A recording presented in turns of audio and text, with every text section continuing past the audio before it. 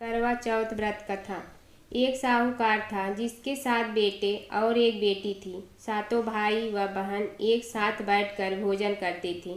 एक दिन कार्तिक की चौथ का व्रत आया तो भाई बोला कि बहन आओ भोजन करें। बहन बोली कि आज करवा चौथ का व्रत है, चाँद उगने पर ही खाऊंगी। तब भाइयों ने सोचा कि चाँद उगने तक बहन भूखी रहेगी, तो एक भाई ने दिया जलाया, दूसरे भाई ने चलनी लेकर उसे ढका और नकली चाँद दिखाकर बहन से कहने लगे कि चल चाँद उग आया है, अर्घ दे ले। बहन अपनी भाभियों से कहने लगी कि चलो अर्घ दे दें। तो भाभियाँ बोली तुम्हारा चाँद उगा होगा, हमारा चाँद तो रात को उगेगा। बहन ने जब अकेले ही अर्घ दे दिया और खाने लगी तो पहले ही ग्रास में बाल आ गया, दूसरे ग्रास में कंकड़ आया और तीसरे ग्रास मुंह की ओर किया तो उसकी ससुराल से संदेशा आया कि उसका पति बहुत बीमार है, जल्दी भेजो। माँ ने तब लड़की को विदा किया और कहा कि रास्ते में जो भी मिले उसके पांव लगना और जो कोई सुहाग का आशीष दे तो उसके पल्ले में गांठ लगाकर उसे कुछ रुपए देना। बहन जब भाइयों से विदा हुई तो रास्ते में जो भी मिला उसने यही आशीष दी कि तुम 7 भाइयों की बहन, तुम्हारे भाई सुखी रहे और तुम उनका सुख देखो। सुहाग का आशीष किसी ने भी नहीं दिया। जब वह ससुराल पहुंची तो दरवाजे पर उसकी छोटी ननद खड़ी थी। वह उसके भी पांव लगी तो उसने कहा कि सुहागिन रहो, सपूती हो। तो उसने यह सुनकर पल्ले में गांठ बांधी और ननद को सोने का सिक्का दिया। तब भीतर गई तो सास ने कहा कि पति धरती पर पड़ा है, तो वह उसके पास जाकर उसकी सेवा करने के लिए बैठ गई। बाद में सास ने दासी के हाथ बची खुची रोटी भेज दी। इस प्रकार से समय बीतते बीतते मार्गशीर्ष की चौथ आई तो चौथ माता बोली करवा लें भाइयों की प्यारी करवा लें।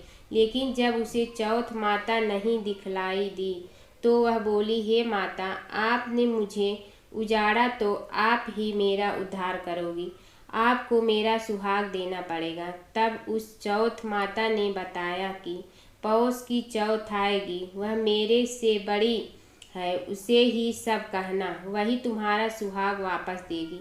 पौष की चौथ आकर चली गई, माघ की चली गई, फागुन की चली गई, चैत्र वैशाख जेठ अषाढ़ और श्रावण भादों की सभी चौथ आई और यही कहकर चली गई कि आगे वाली को कहना।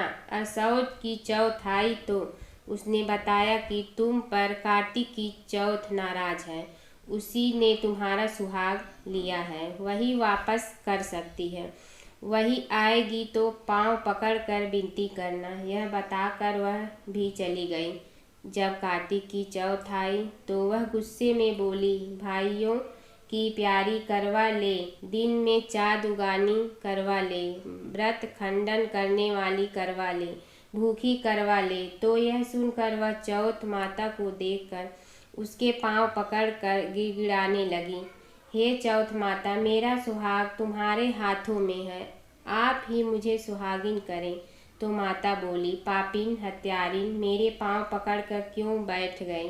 तब वह बोली कि जो मुझसे भूल हुई उसे क्षमा कर दो, अब भूल नहीं करूँगी। तो चौथ माता ने प्रसन्न होकर आँखों से काजल, नाखूनों में से मेहंदी और टीके में से रोली लेकर छोटी उंगली से उसके आदमी पर छींटा दिया तो वह उठकर बैठ गया और बोला कि आज मैं बहुत सोया। वह बोली क्या सोए, मुझे तो 12 महीने हो गए। अब जाकर चौथ माता ने मेरा सुहाग लौटाया। तब उसने कहा कि जल्दी से माता का पूजन करो। जब चौथ की कहानी सुनी, करवा का पूजन किया तो प्रसाद खाकर दोनों पति पत्नी चौपड़ खेलने बैठ गए। नीचे से दासी आई, उसने उन दोनों को चौपड़ पासे से खेलते देखा तो उसने सासू जी को जाकर बताया। तब से सारे गांव में यह बात प्रसिद्ध हो गई कि सब स्त्रियां चौथ का व्रत करें तो सुहाग अटल रहेगा।